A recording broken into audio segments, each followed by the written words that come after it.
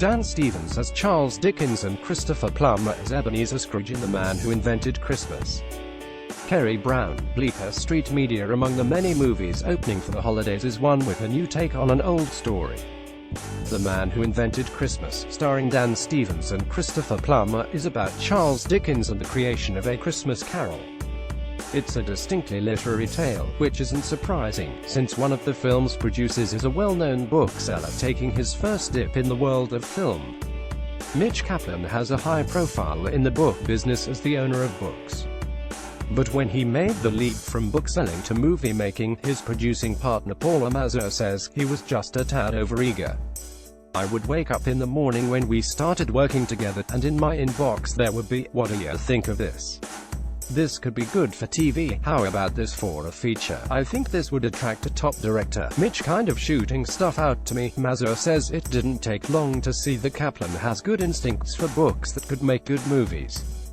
And with his connections in publishing, it was easier to get an inside track on new releases. But Kaplan soon learned, you can't always get what you want. "Very early on I was given a galley of a book," he says, "and I read it and I fell in love with it on the plane. And I gave it to Mum. At the time they were 12 years old, twins, and they both fell in love with it. I started chasing the agent, and Paula did too, and we thought this would make a great film. And of course it was The Hunger Games, which of course went on to become both a blockbuster book and film series, way out of Mazur and Kaplan's league."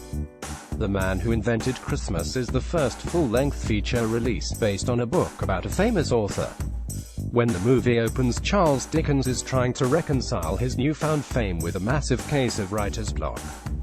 And, says Mazur, he is running up some big debts. We see him as a 31-year-old literary rock star.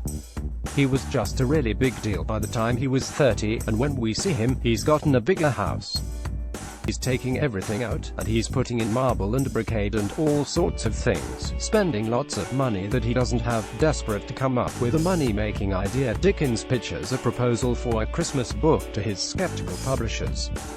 The resistance starts his imagination clicking, and everywhere he goes finds inspiration for the book. His characters begin coming to life, dictating the way the story should go.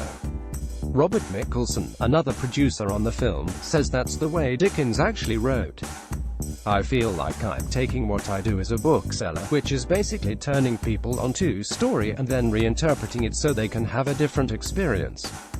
Mitch Kaplan, Dickens would be upstairs in his study, and take on the voices of all the different characters and make these faces in the mirror, and almost become the characters as he's writing, Mickelson says. "We heard it from several people, and that became the sort of this jumping off point to kind of create this magical realism that we have in the movie. And of course," says Mitch Kaplan, "one character stands out above all others. We immediately knew that we wanted to tell this story through the eyes of Dickens, and also tell Dickens's backstory at the same time.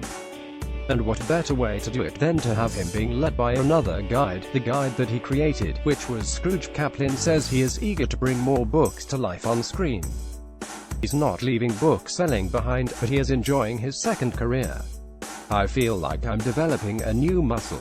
I feel like I'm taking what I do as a bookseller, which is basically turning people onto a story and then reinterpreting it so they can have a different experience." As for Kaplan's partner Paula Mazur, she started off thinking a partnership between a bookseller and a film producer might be an odd thing. Now she says, it seems like a great pairing. The next film, The Guernsey Literary and Potato Peel Pie Society, is out in April.